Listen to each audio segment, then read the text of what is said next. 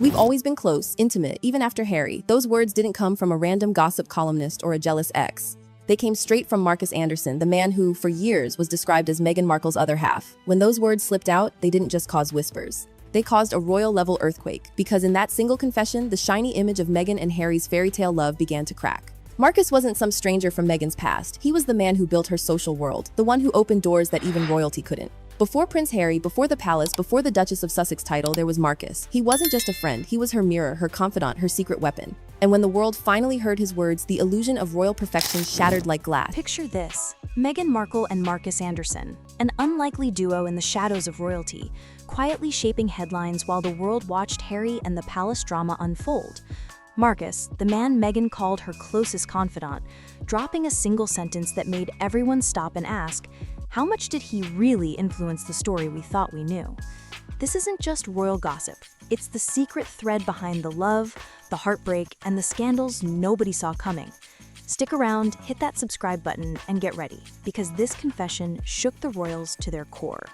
Marcus Anderson wasn't born into royalty or wealth. He grew up in Ontario, an ordinary kid with big ambitions and an even bigger sense of people. From a young age, he noticed how the world worked, who got attention, who held influence, who really made things happen. He wasn't the loudest person in the room, but he was always watching, learning, and quietly making moves that would pay off later. Fast forward a few years, and Marcus found his way into Soho House, the infamous members-only club where celebrities, socialites, and even royals cross paths. This was the place where doors opened, deals were made, and reputations were built or broken.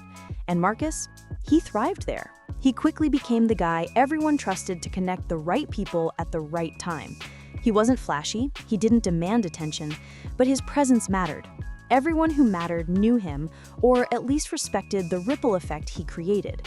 His charm was effortless. A smile, a word at the right moment, a small favor here or there, but behind it was a sharp, calculating mind that saw the patterns others missed. Marcus had a knack for influence, for understanding what people wanted before they even knew it themselves. And that skill eventually drew Meghan Markle into his orbit. He wasn't just a friend, he became a confidant, someone who could advise without judgment, who could help navigate a world full of scrutiny, gossip, and constant attention. He knew how to move quietly through the elite, how to protect relationships, and how to open doors that most people wouldn't even know existed.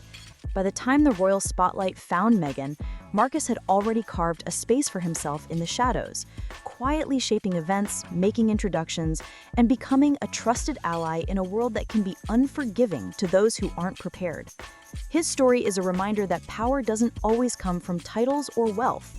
Sometimes it comes from seeing the world clearly, understanding people deeply, and knowing exactly when to act. And Marcus Anderson had mastered all of it before anyone even realized he was there. Back in Toronto, Meghan Markle was filming Suits, ambitious, stylish, and hungry for opportunities. She was charming, smart, and already turning heads. But Hollywood's world is a maze, and getting noticed for the right reasons isn't easy. That's where Marcus Anderson came in. He was already moving through the city's elite social circles, Soho House, exclusive events, private parties, knowing exactly who mattered and how to reach them. Their paths crossed there, in those crowded, glamorous spaces, and what started as a casual introduction quickly turned into a deeper connection. Marcus had a way of reading people, understanding their ambitions, and seeing potential where others didn't. Meghan recognized that immediately. He wasn't just another face in the crowd. He was someone who could guide her through the networks that really mattered. Over time, Marcus opened doors for Meghan in ways that most people could only dream of. He introduced her to producers who could shape her career, designers who could elevate her public image, and influential friends who could give her access to rooms and opportunities most outsiders couldn't even imagine. But it wasn't just about networking. Marcus knew how to anticipate challenges, how to smooth over situations before they became problems, and how to make Meghan feel confident and prepared no matter the spotlight. Their friendship was built on loyalty, ambition, and a shared understanding of how to move quietly but effectively through power and influence. Conversations that seemed casual often carried lessons or insights that Meghan would carry into her career and public life. And as their connection grew, so did Marcus's role in her journey. He wasn't just helping her climb, he was quietly designing the ascent, guiding her moves and making sure the right doors opened at the right time. There was trust, respect, and an unspoken understanding that whatever came next, they were aligned. What started as a meeting in Toronto became a bond that would ripple through Meghan's life, shaping relationships, opportunities, and ultimately the way she navigated the world, all with Marcus quietly at her side, orchestrating connections that most people would never even notice existed. It was subtle, it was strategic, and it was powerful, the beginning of a partnership that would leave a mark on both their lives and the eyes of the world. By the time Meghan Markle started turning heads, Marcus Anderson was already quietly shaping the story that the world would eventually see. He wasn't out in front. He didn't need the spotlight. He worked in the shadows, connecting the right people, orchestrating introductions, and curating her image before anyone outside their circle even knew who she was. Every move was deliberate, every conversation calculated with care. Marcus became more than a friend. He was her strategist, her confidant, and at times her emotional anchor in a world that could be unforgiving and cruel. They traveled together to some of the most glamorous corners of the world: Madrid, Istanbul, London, always just out of public view, moving through luxury hotels, private events, and exclusive gatherings. But this wasn't about showing off. It was about positioning, learning the game, understanding how influence worked, and who could help her reach the next level. Marcus had a knack for reading people, sensing who mattered, who could be trusted, and who might pose a threat. He taught Meghan how to navigate elite social circles, how to stay authentic while still presenting a polished, controlled image. He advised her on fashion, on public perception, on subtle gestures that could carry enormous weight in the right room. Over time, their bond deepened. It wasn't just strategy anymore. It was trust, loyalty, and a shared understanding of ambition. Private dinners, late-night conversations, long walks through city streets. These moments cemented their partnership. Marcus helped Meghan see opportunities others overlooked, anticipate pitfalls, and present herself in ways that allowed her talent and charisma to shine. And all the while, the world began to notice her. But few realized the invisible hand guiding her journey. Marcus wasn't manipulating, he was mentoring, shaping, and safeguarding. He was the architect behind the ascent, quietly steering the course so Meghan could rise with confidence, purpose, and poise. Every meeting, every introduction, every carefully considered action built a foundation. And just as she was stepping into a new chapter of her life, Marcus's influence would reach its most pivotal moment. And then came 2016, the year everything changed, the year that a single encounter would alter history. 2016. It wasn't just another year for Meghan Markle. It was the moment that set everything into motion. Marcus Anderson had a hand in every detail. The trip to Soho farmhouse, where Meghan would meet Prince Harry, wasn't random. He made sure the timing, the setting, and the circumstances aligned perfectly. Some call it destiny, others call it careful orchestration. But Marcus's fingerprints were all over it. He understood how to create moments that felt natural, effortless, and yet strategically significant. The meeting itself, a glance, a conversation, a shared laugh, seemed simple, but behind the scenes, Marcus had already guided Meghan on how to present herself, how to showcase the qualities that mattered, and how to navigate a room where millions of eyes might eventually scrutinize every move. After that first encounter, Meghan confided in him. He's different. Marcus listened, his expression measured, knowing exactly how to shape the next steps. Then make sure he sees the version of you the world doesn't see. It was more than guidance, it was strategy and protection rolled into one.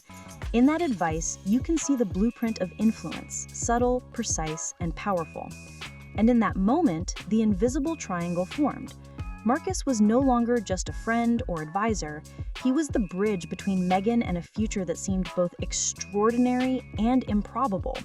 He was the quiet force behind the first sparks of romance, the shadow ensuring the story unfolded on Meghan's terms. They traveled together, celebrated milestones, and navigated challenges, always with Marcus's guidance shaping her public image and personal confidence. He taught her to anticipate scrutiny, manage perception, and remain in control even when the world seemed overwhelming. By the time Meghan and Harry's relationship became public, Marcus had already left his mark, a silent architect, behind a love story that captivated the globe. whose influence would remain hidden to almost everyone except those who knew the full picture. And while the world watched the fairy tale, Marcus remained in the shadows, orchestrating connections, protecting the journey, and quietly shaping history without anyone realizing how central he had been from the very beginning. From the beginning, Harry noticed Marcus, polite, charming, never overbearing. Yet there was an edge, a subtle intensity that Harry couldn't ignore.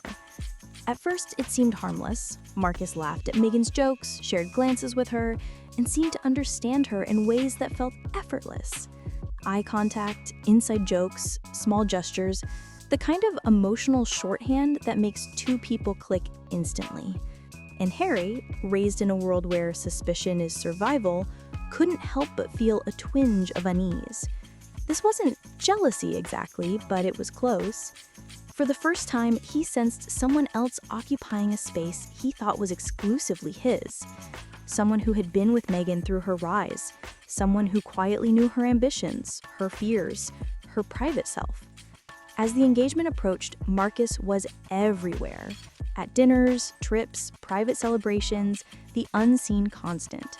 He wasn't intrusive, but he was always there, a shadow in the background, guiding, advising, influencing. Harry could sense it. He could see Meghan's comfort, her ease, her laughter, and he couldn't ignore that the man she trusted so implicitly had a presence that hovered over them both. Friend or puppeteer? Harry didn't know yet, but the question was already planting itself in his mind. And then it happened. A private confession, whispered once, never meant for the world, suddenly leaked. We've always been close, even after Harry. Just 8 words, but they ignited a firestorm. Tabloids exploded, social media went wild. News anchors speculated endlessly. Palace spokespeople issued carefully worded statements, and every journalist tried to parse the meaning. It wasn't the words themselves that shocked the world, it was who said them. Marcus Anderson, Meghan's confidant, the architect of her rise, the man in the shadows, had just admitted a closeness that blurred the lines of loyalty. Fans, critics, and palace insiders alike debated. Was this emotional betrayal, overstepping friendship, or simply the honesty of someone who had always been there? The narrative shifted in an instant. Meghan's image, Harry's reaction, and Marcus's role all thrown under the microscope. What had been a story about love quietly became a scandal about trust, boundaries, and the invisible hands that shaped the lives of the famous. In a world obsessed with fairy tales, this was a reminder. Even the perfect story has shadows, and sometimes those shadows whisper louder than the headlines ever could. Inside Montecito, Harry's world shifted in ways he didn't anticipate. The confession hung over him like a storm cloud, heavy and unrelenting. Silence, anger, heartbreak, all colliding at once. He began replaying their past with a sharp, new lens. Every call, every photo, every message, suddenly carrying a different meaning. The laughter they once shared now felt loaded, each smile and photo seeming to hide secrets. Friends whispered about tension in the house. Rumors of shouting matches began to circulate, and the distance between Harry and Meghan seemed almost tangible. He questioned everything. The late-night conversations, the trips they took together, even the moments he thought were private. The world saw Meghan as radiant, untouchable, and in control, but Harry felt the cracks. Trust, which had always been his compass, was now fraying. Overwhelmed and seeking clarity, Harry retreated to Aspen, a quiet cabin, snow outside, space to think, in solitude to process the avalanche of emotions. He replayed the past endlessly, trying to piece together what had been real and what had been influenced by someone else, someone invisible yet ever present. Every whispered word, every subtle glance Marcus had shared with Meghan now echoed louder in Harry's mind. It wasn't just confusion, it was betrayal, tinged with disbelief that someone who had once seemed a friend could carry such weight behind the scenes. And in that silence, Harry realized the challenge ahead, navigating love, trust, and family in a world where private truths could become public earthquakes. Meanwhile, inside Buckingham Palace, the ripple effects were immediate. Damage control meetings convened in hushed tones, NDAs reviewed line by line, and aides moved frantically to anticipate every possible fallout. It wasn't about Meghan anymore. The question on everyone's mind was, what did Marcus know, and how much power did he hold? William and Kate's fury wasn't emotional, it was strategic. "We survived Oprah," they reportedly said. "This makes us look like fools." The palace suddenly recognized the invisible influence of a man who operated from the shadows, someone whose presence had quietly shaped narratives, decisions, and now, potentially, reputations. Marcus had mastered the art of subtlety, influence, and timing, and in the palace's world of optics and perfection, that was dangerous. Every unspoken word, every unseen connection, every action he had taken became a potential threat. Advisors debated strategies, monitored interactions, and tried to anticipate the next move, all while the public and media speculated endlessly. Security briefings, whispered rumors, private meetings. The palace moved like a nervous machine, trying to contain what they couldn't fully see. Marcus wasn't just a socialite, a friend, or an advisor. He was a strategist, a connector, a force invisible but undeniable. And in a world obsessed with image, silence had become more dangerous than words, and the palace understood that more clearly than ever. After the storm passed, Meghan and Harry rebuilt their lives quietly. Public smiles masked private cracks, curated appearances concealing fragile trust and lingering tension. Friends and former allies noticed changes. Meghan withdrew from old circles, slowly retreating from the people who once surrounded her. Every decision, every interaction was now measured, intentional, and protective. The couple had learned the hard way that the world would watch, dissect, and judge. But there was one figure whose absence was almost more noticeable than his presence. Marcus disappeared from public view, yet his influence lingered like a shadow. Occasionally he would be spotted in London cafes, calm, collected, untouchable, the man who had quietly built her narrative, now a ghost haunting the story he had helped craft.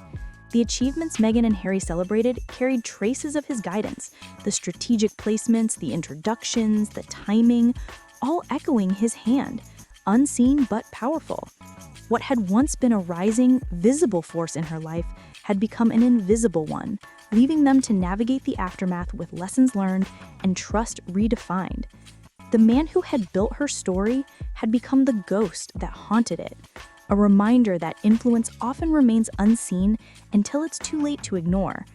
Every headline, every public smile, every step forward bore the faint imprint of a presence they could no longer rely on.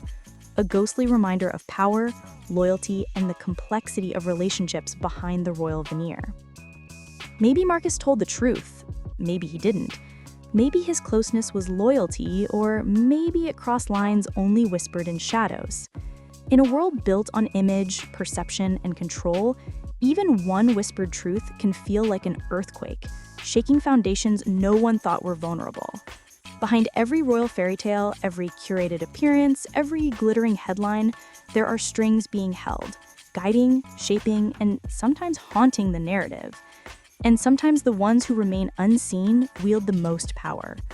This is Crown Drama, where secrets don't stay silent, where the stories you think you know are only part of the truth, and where every whisper can become a storm.